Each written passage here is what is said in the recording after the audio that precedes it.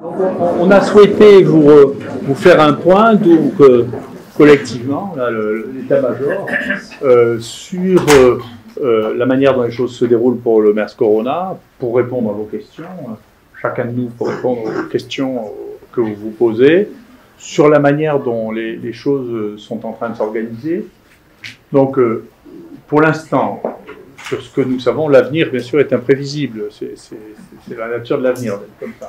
Il n'y a que les prophètes qui le savent, et la plupart sont des faux prophètes. Donc, on verra bien.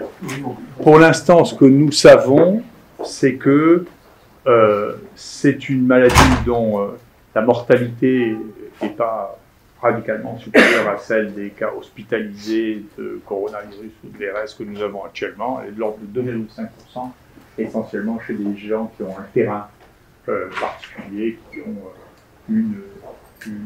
qui sont âgés ou qui ont une pylopathie ou qui ont un diabète, qui ont des multipathologies. Voilà. Donc ça, c'est la situation. Elle peut changer. Le virus peut devenir virulent, plus virulent. À la différence d'autres épidémies qu'on a, c'est un peu plus, ça apparaît plus contagieux. Donc il y a des gens qui sont porteurs sans être infectés. Voilà. Si moi j'avais à réfléchir sur ou à faire une hypothèse sur le devenir, je ne crois pas que ça changera la mortalité par pneumonie dans le monde cette année. L'année dernière, il y en a eu 2,6 millions. Je ne crois pas qu'il y en aura plus de 2,6 millions cette année, toutes les pneumopathies. Donc, je ne crois pas que ça va avoir une influence sur la survie de l'humanité cette année. Mais il y a des choses à gérer. Il y a des choses à gérer comme dans le fait qu'à chaque fois qu'il y a une maladie qui est contagieuse, on est inquiet de la tournure que peuvent prendre les choses nouvelles. C'est comme ça. Et donc, la nouvelle qui est importante et qui est intéressante pour nous, c'est qu'effectivement, cet institut a été fait en partie pour répondre à cette question des crises, puisque vraiment l'idée a commencé au moment de la crise sur le bioterrorisme, le charbon, les uns et les autres se souviennent, et qu'à partir de ce moment-là, on s'est rendu compte qu'il n'y avait pas de structure en France qui était capable de faire ça, qui était capable de s'en occuper. Donc, l'idée a germé, et puis ensuite, le ministère m'a demandé une réflexion sur les crises en maladies infectieuses, y compris le bioterrorisme, en 2002, 2003. Et puis ensuite, moi j'étais allé en Chine, à Shanghai, voir l'hôpital que les Chinois avaient construit et réalisé que les Chinois avaient un coup d'avance sur nous. Parce que vraiment, il y avait un hôpital complet dans lequel il y avait en P3 un bloc opératoire, il y avait un scanner en P3, il y avait 680 chambres, tout en P3. Et donc, ça a donné cette réflexion. Je pensais qu'il fallait la construire pour avoir un endroit en France pour faire ça. Très bien, mais maintenant on en est à la réalisation de ça. Et effectivement, face à la crise, la décision a été prise de mettre les gens qui sont rapatriés de Chine dans le périmètre, dans le voisinage de l'IHU, parce que l'IHU est l'endroit dans lequel on peut les prendre en charge. Voilà. Donc l'idée qui est actuellement validée, c'est que les gens arrivent. Hugo Gautret n'est pas là, mais avec une équipe intégrant SAMU et les autres équipes est en train de faire des prélèvements nasopharyngés aux gens qui vont arriver aujourd'hui déjà. Et ces gens qui vont arriver aujourd'hui, on va les tester dans la journée, et 2 heures plus tard, on saura ceux qui sont positifs, ceux qui sont négatifs, et ceux qui sont positifs seront hospitalisés au 3e étage, dans les chambres sécurisées, dans lesquelles on ne risque rien, dans lesquelles on ne risque pas de les mettre dehors, dans lesquelles on évitera que les gens se promènent dans la population avec un risque, avec une maladie contagieuse, même si, encore une fois, sa contagion n'est peut-être pas supérieure à celle d'autres maladies virales respiratoires, mais en tout cas, c'est un principe pour éviter qu'il y ait quelque chose qui inquiète trop les gens. Le danger des crises, c'est moins le danger directement lié au microbe que le danger de la panique. La panique, c'était la peur, c'était faire des bêtises. Et donc, l'idée, c'est d'essayer d'éviter, effectivement, la panique, c'est d'éviter que les choses dérivent et d'éviter que vous ayez, vous, pas plus que les autres, peur. D'accord ? Donc c'est notre réflexion, c'est d'éviter que vous ayez peur et que vous soyez dans une situation dans laquelle les gens soient inquiets d'une manière anormale. Donc on prend les précautions, 1 pour la population, 2 pour vous, pour faire que les choses soient gérées d'une manière telle qu'il n'y ait pas de risque supplémentaire par rapport à tous les risques que vous vivez habituellement. Voilà. fera. Il existe dans la littérature des stratégies thérapeutiques, soit théoriques, soit plus ou moins mises en place pour des maladies très proches, le coronavirus. On mettra en place chez les patients qui permettront de voir si dans cette pathologie aussi, on peut améliorer les choses avec les quelques stratégies thérapeutiques qui ont déjà été proposées. Voilà, donc si vous avez des questions, aussi bien cliniques que biologiques, qu'en termes d'isolement, on est à votre disposition. Oui, le génome est disponible.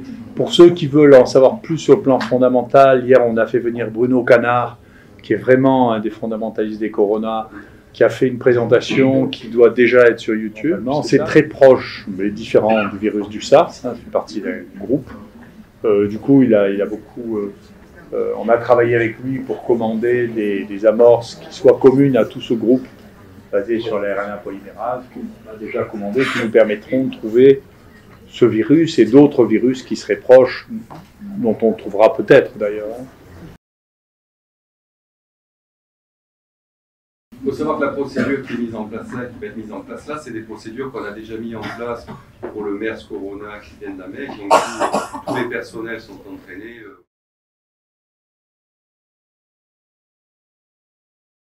Pour l'instant, on est effectivement sur un niveau de suspicion de MERS-CoV, hein, c'est-à-dire le masque, voilà, les gants, si vous avez un truc, si vous devez le prélever de près, voilà.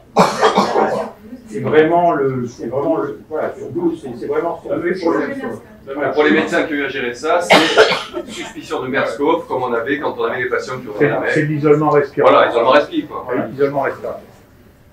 L'isolement respiratoire.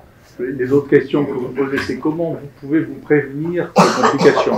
Alors, il y a deux choses que je peux vous dire. Il y en a une qui est vraiment très claire, c'est que la prévention des infections respiratoires, ça marche beaucoup mieux par le lavage des mains et de l'alcool sur les mains que par le masque dans la rue, j'entends. Pas pour les personnels de soins. Pour les personnels de soins, c'est bien d'avoir un masque parce qu'on est très près et que donc c'est à cette distance-là qu'on risque la contamination. D'accord ?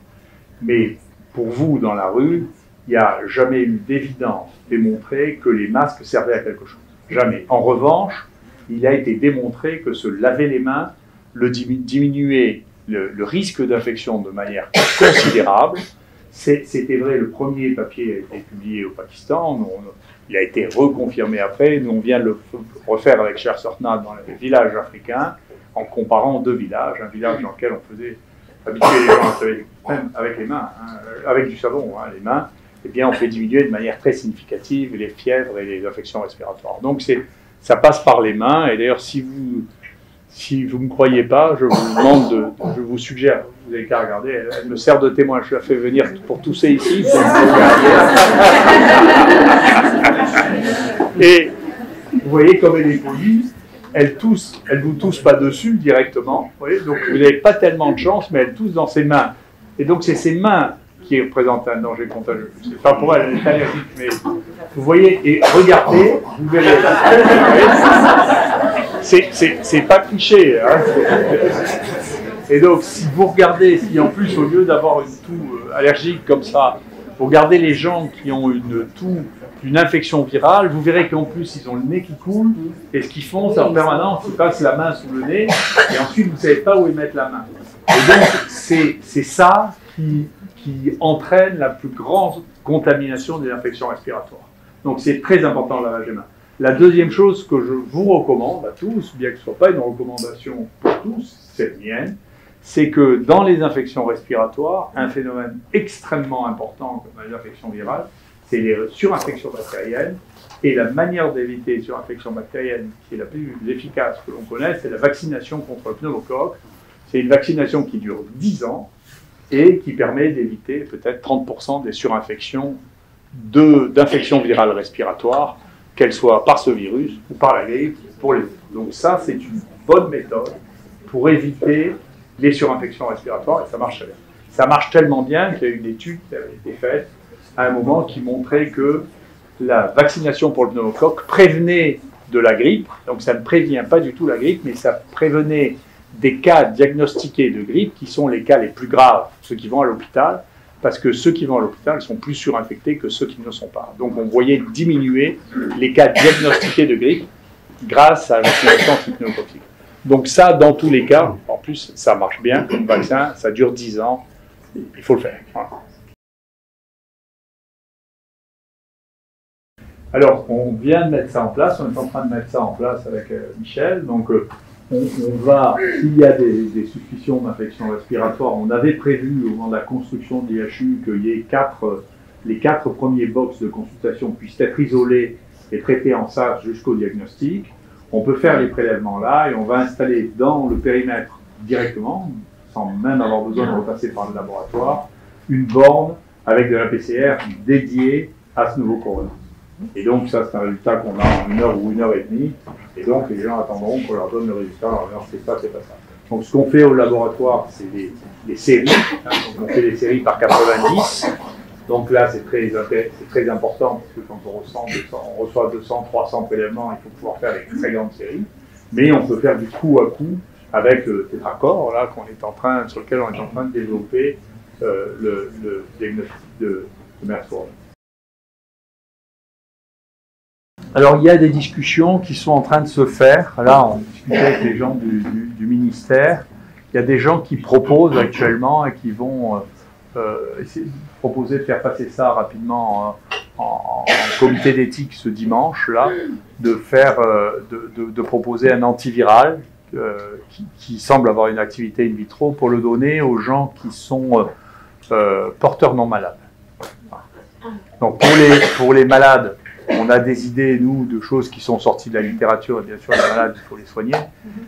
Pour les non-malades, là, ça doit rentrer dans les protocoles de recherche. Et donc, on est en relation avec les gens au ministère pour mettre en place un protocole de prévention chez les gens qui sont porteurs non-malades.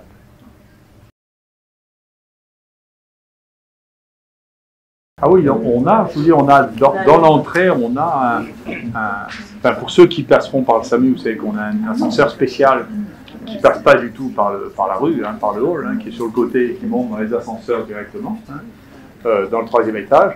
Et pour les gens qui arriveront avec une suspicion de pneumopathie, vous avez vu qu'on est le seul endroit dans lequel les gens tout de suite peuvent mettre un masque dès qu'ils rentrent, et puis passeront par le circuit des consultations à droite, qui sera celui des infections respiratoires. Non, mais vous savez, le monde n'est pas parfait. Non, vous le saviez. Donc après, les mesures que vous prenez sont les mesures de prévention qui permettent d'éviter au maximum, totalement non, j'en sais rien, et les risques que nous connaissons. Bien sûr, ceux que nous ne connaissons pas, on ne peut pas les éviter. Donc compte tenu de ce qu'est l'état de la connaissance, vous voyez, le niveau d'organisation qu'on met en place devrait nous mettre tous les uns et les autres à l'abri de risques de contamination secondaire. On ne peut pas dire, après, on est en train de découvrir quelque chose au fur et à mesure, et bien entendu, ces mesures peuvent être changées au fur et à mesure du truc. Il y a encore 2 jours, on ne savait pas qu'il allait arriver 600 personnes au 1000 à Carry-le-Rouet, on organise ça. Voilà, on est fait. Après, un des éléments de ce bâtiment, c'est d'être aussi capable de gérer les crises en maladies infectieuses. Et donc, on est dans une crise en maladies infectieuses, et donc on doit aider, bien sûr. C'est le pays qui a payé pour ça, pas seulement pour les Marseillais, il a payé ça pour tout le pays. Hein. Au moins, ce qui est important, encore une fois, c'est que vous ayez, si effectivement les gens qui ont des pneumopathies se multiplient, je pense que c'est une bonne raison pour porter les gants, et il faut faire quelque chose qu'on a découvert ici en travaillant avec Philippe, c'est les gants, une fois que vous avez touché quelque chose de l'extérieur, il faut passer les gants avec l'autre. N'oubliez pas, parce que sinon, effectivement, vous allez ensuite toucher votre ordinateur, et quand vous n'aurez plus les gants, vous le retouchez. Donc il y a un principe à voir, on a réalisé, grâce au travail de Philippe au 3e étage, avec les infirmières, avec les gens qui discutaient, avec les films qu'on a fait, vous voyez, des gants, on s'est rendu compte qu'une des fautes de manip, c'est que les gens qui avaient des gants pensaient qu'ils étaient protégés par les gants, ils sont protégés instantanément, mais quand ils ont touché les choses qui étaient contaminées, il faut décontaminer les gants, de manière à ne pas toucher d'autres objets que vous allez toucher ultérieurement. Donc c'est les gants, et ensuite décontaminer les gants. D'accord ? Pensez à ça, parce que, sûr, on ne peut pas dire qu'il manque de distributeurs d'alcool dans cet établissement. Donc il faut vous décontaminer les gants. Non, mais pour l'instant, c'est très compliqué. Hein. Peut-être que Rémi, vous aviez veulent rajouter des informations, mais c'est très compliqué parce que l'information, c'est en partie de l'information grise. C'est pas de l'information comme on fait dans les staffs avec des papiers qui sont publiés sur lesquels on peut exactement calculer les choses, voir si c'est vrai, quels sont les contrôles, quel est l'ensemble qui a été fait. Ce qu'on sait globalement, c'est que c'est plutôt des terrains à risque, c'est-à-dire c'est les mêmes qui meurent de pneumopathie chez nous. Hein. C'est plutôt des terrains à risque. Ce que tout le monde nous dit, c'est que les petits sont relativement protégés, c'est-à-dire que les enfants, il y a très peu de cas chez les enfants, tant mieux pour ceux qui ont les petits, c'est une bonne nouvelle, vous voyez. C'est plutôt les sujets âgés et les sujets qui ont d'autres pathologies comme des bronchites chroniques, des diabètes ou des cancers ou qui sont immunodéprimés qui présentent des risques. Alors, c'est ma conviction, je suis convaincu qu'il n'y a pas de raison que cette virose respiratoire soit différente des autres et qu'il y ait moins de surinfection bactérienne dans celle-là que dans les autres. Hein. J'en sais rien, mais globalement, si je dois faire une spéculation par déduction, je le fais. Je pense qu'il y a des surinfections microbiennes et donc je pense, comme dans toutes les infections respiratoires graves, il faut donner des antibiotiques. Et je ne sais pas si vous avez d'autres éléments. Non. Non, la moyenne, jusqu'à présent, la moyenne, c'est plus de 50 ans, la moyenne des cas qui ont été recensés. Maintenant, il y a eu... c'est jeune, ça. Ça dépend du point de vue. Comme d'habitude, vous savez, il y a toujours des exceptions. Il y a eu en particulier un décès chez un patient de 38 ans qui était apparemment en très bonne santé, donc on peut y avoir des formes graves, y compris chez les gens plus jeunes. Mais jusqu'à présent, on a surtout quand même des gens qui ont plus de 50 ans et qui ont des comorbidités. Voilà. Là, ça donne une vraie pneumonie, une vraie pneumopathie assez rapide. Avec, je ne sais pas si vous avez vu des images de radio, mais elles sont assez impressionnantes. Des images radiologiques qui sont quand même bien cognées. Puis il y a raison, probablement, chez beaucoup d'entre eux, rapidement une surinfection. Donc, on est quand même dans des choses assez bien connues. Mais pour ceux qui sont en réanimation, c'est sévère. Enfin, pour les soignants parmi vous, avoir des malades qui ont des infections respiratoires l'hiver, qui se surinfectent, qui sont en danger, c'est notre quotidien quand même, chaque hiver. Donc les mesures d'isolement, dans cet institut en tout cas, on essaie d'être des professionnels de la contagion, et donc on a l'habitude. Donc les soignants parmi nous, on gère ça. Voilà, donc là, il y a un peu plus de mesures d'isolement, mais enfin le troisième étage, le deuxième étage et au premier étage, des pneumonies virales ou surinfectées de gens qui sont précaires. Il y a eu des décès la semaine dernière, pas forcément ici, mais à la PHM, de gens qui avaient eu la grippe ou le VRS, qui ont fait une surinfection et qui sont malheureusement morts. Donc bon, en termes de technique de soins, c'est plus l'émotion qu'il faut gérer, et vous aurez sans doute un rôle à jouer dans la gestion de l'émotion, y compris dans les autres unités d'APHM, pas forcément chez nous, parce que là, vous savez bien qu'ici, la contagion, c'est un métier et que vous êtes à la fois beaucoup plus protégés qu'ailleurs dans les hôpitaux et beaucoup plus sensibilisés. Mais vous aurez un rôle, sans doute, à calmer un peu l'émotion ailleurs dans l'hôpital, et puis parmi vos proches. Mais l'infection respiratoire, c'est notre quotidien. Depuis un mois, de toute façon, on le sait, hein, il y a eu la grippe, il y a eu le VRS, et puis maintenant, il y a ça avec un peu plus d'attention et de précaution, mais bon. Ça va bien. Très bien.